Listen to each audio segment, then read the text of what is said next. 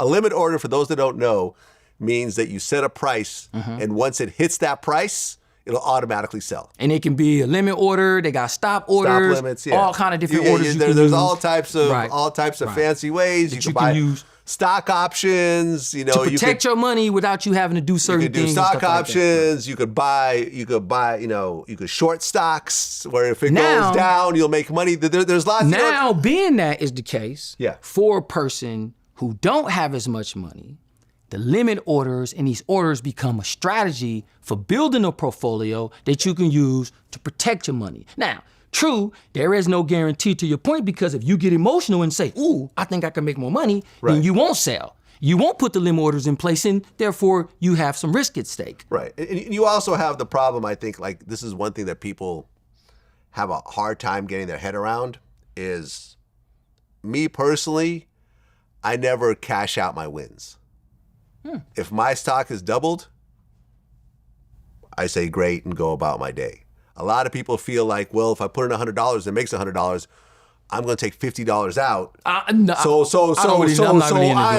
I've protected, I've protected half of my initial investment and so forth. What you doing with the money?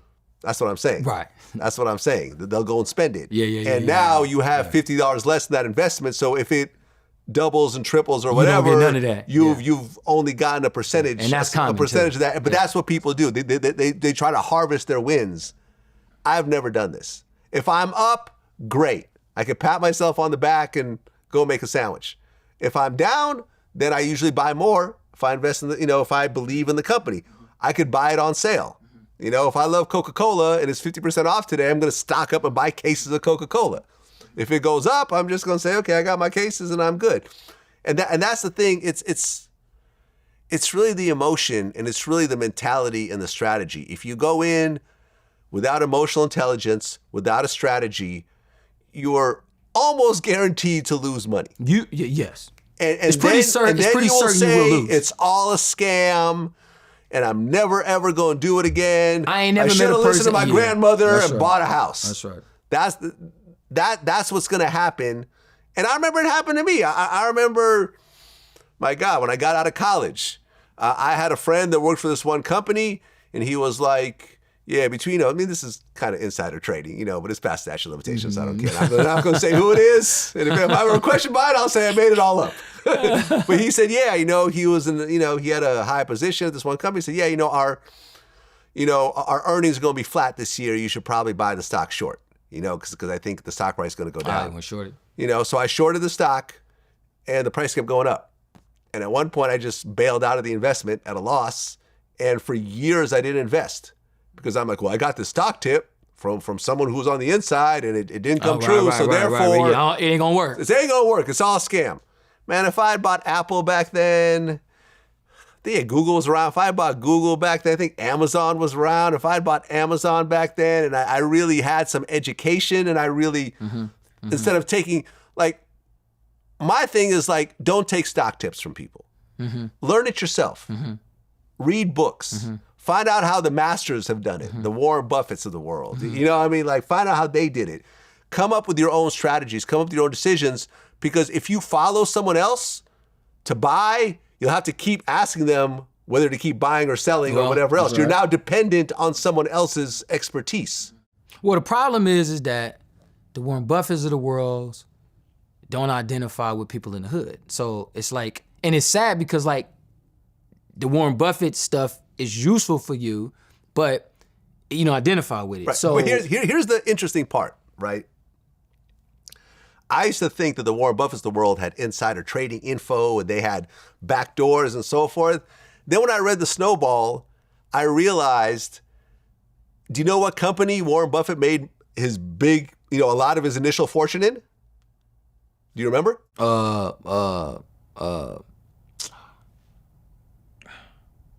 Tip of the tongue. It's a company everybody knows about. Yeah. Coca-Cola. Warren Buffett put $100 million. Hold on, let me look up. Let me see. How many Warren did Buffett he get of that? That was initial a while ago. Coca-Cola investment. That's when everything. Here we go. That was a minute. Here we go. I forgot how many shares he bought. Warren Buffett in 1988 invested $1 billion. That's what it was, $1 billion. In Coca-Cola. Yeah. Everybody laughed at him. What was this? Hold on. When was New Coke introduced? New Coke introduced. Here we go. New Coke was introduced in 1985. And it put the company in shambles. Everybody hated New Coke. They thought that they had come up with this whole thing, but everybody ended up hating New Coke. They eventually had to bring Coca-Cola back as Coca-Cola Original or Coca-Cola Classic. The classic. Yeah, Coca-Cola Classic. But at the time, the stock was in the toilet. Everybody laughed at Warren. Dumbest investment ever. Coke has been around for 100 years by this point. It had already maxed itself out. People were getting more healthy. They weren't drinking soda anymore, whatever. He put $1 billion into Coca-Cola, and he has never sold a single share. Yeah. And that company has gone up 61 consecutive years of dividend increases. And you know what I'm saying? Warren know that.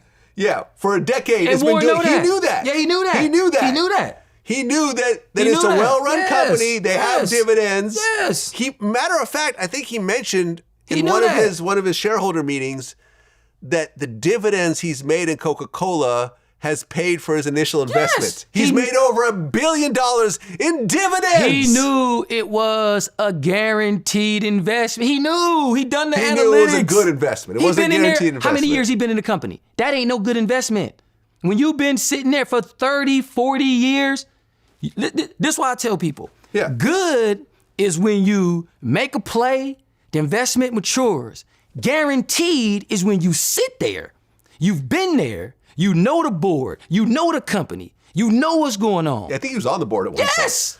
Yeah. You own the board. You know the investment. That investment? Hold on a second. You- I'm about to tell you how much this investment is I'm trying to worth. think. I can't remember when he got on.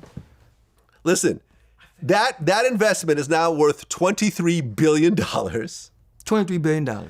And the dividends, And that's not even his biggest holding. And that's, That's not crazy. even his biggest holding. It's not even his biggest holding. yeah, that's Apple. I think. Apple is his biggest Apple's holding. biggest yeah. holding. But still. The $23 dividends billion. alone, the dividends alone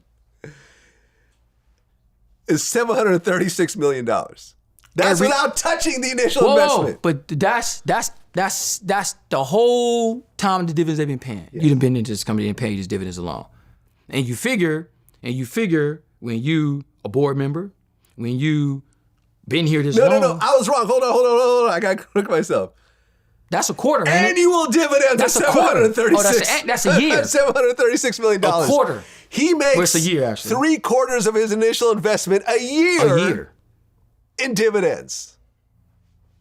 And how they know that? Because Coke says, we're going to initiate our dividend program for the next 5 years, approved for the board, which means we know, unless, actually take that back, because Coke has been around for 1,000 years, which means they've been there through every major crisis, Yes. every Since the major 1800s, crash, yes. and yet they've still paid the dividend. Exactly. It means it's a profitable company and they share the profits with their shareholders. That's what a dividend is. And which means they say, come to Coca-Cola, we guarantee you a profit.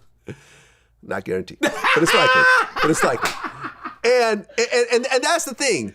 And every single person who is old enough to have been alive at this time, every single person who's watching this right now knew about Coca-Cola. They do. Every single person could have started an investment account at their local bank and bought Coca-Cola stock. I can understand if you say, well, Warren invested in some company that he got a tip from that no one's ever heard of, and see that. suddenly it became the next Amazon. It's Coke, though. It's Coca-fucking-Cola. That's how I be thinking. It's Everybody drinks it. Everyone knows about it. Everyone could invest in it. No one would grab it. They just didn't. And everyone at the time felt the price was too high, and no one put a major bet in it except for Warren Buffett. And look what happened. When I read that, I said, this guy made his money through Coca-Cola? He done the same thing with Apple. And Apple? And he didn't even like I tech said, stocks. oh, He it's does the same with not Apple. that hard. No. Yeah. It's not mystical. It's not all this. It's not some company in China no one's ever heard of. It's not some startup It's home-based. that he got in early on. No, it's not. This wasn't an angel investor or a venture capitalist. Like, it would have been great to invest in Facebook when they were first a startup, but no one had access to this shit. No, you couldn't. Only a couple of institutional investors had access to it. But Coca-Cola, as a public stock in 1988, if you were alive, you could have bought not $1 billion, but you could have put $1,000, $10,000 in it. Yeah. And with the dividends, that could be your retirement today. Yeah. And that's when everything just made sense to me. I said, it's not thievery. It's not insider trading. It's not some intel that no one knows. It's just he went through the quarterly reports and said, this is a good company to invest in. I don't care if everyone knows about it. And look what's happened. He didn't take out his profits. He didn't go and buy a couple of planes. He ain't got to. He rich. He rich. I'm going to leave my money there. And it's paid dividends because now he could take out the profits from the dividends. Yeah. Right. Why sell shares when they're paying you $700 million a year? Yeah. Once again. So, right? When you are rich, so Warren and them can push dollar cost average because dollar cost averaging works handsomely. But it works handsomely when you can buy Apple stock. He ain't buying one share. He going in spending $30 billion. Of course you're going to sit for 20 years and you spending $30 billion. $1 billion. No, I'm talking about for the Apple play. Oh, yeah, right. Yeah. So I'm just saying an example. You spending $30 billion, but it's like $300-some billion he done made off the Apple stock. His Apple holdings. I wish I'd bought Apple stock earlier. Man, his Apple holdings that's what it's crazy now. Yeah. It's like 300-some billion, it's like 400-some billion just it's the Apple insane. holdings. And who hasn't heard of Apple? Right. These are not these esoteric, unknown inside plays. Citigroup, Wells Fargo, like all the majors. So, to the point Chase Manhattan, Chase, Visa and MasterCard. I mean, most of his investments are companies everyone's always heard of because he's at the point where he can't, at his scale, he can't invest in small companies anymore. Oh, and he just buys. Well, companies. he can't even really sell the investments like that. So like when you and I tell people that when we talk about the trading.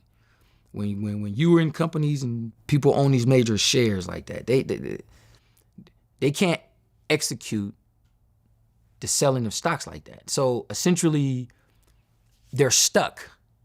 Warren can't go. I mean, he can, but you go sell 50 million. You go sell 50 billion shares, dude. 50 million shares. You bound to push the price there. You know that. Yeah, the whole. Yeah. So he knows the whole stock will for go sure. down. So like he knows, and he ain't the only one. Third Street or any of these other major. No, he can't even buy at the scale that he wants to. No. He has to break up his investments, Miami not pieces, to alert, right. like set off red flags. And so it might take him 90 days to offload the holdings? Exactly. So, you couldn't move in and out of the damn thing if you wanted to, which makes a person like myself easy to move in and out and take advantage of because you can't and you don't want to. Yes.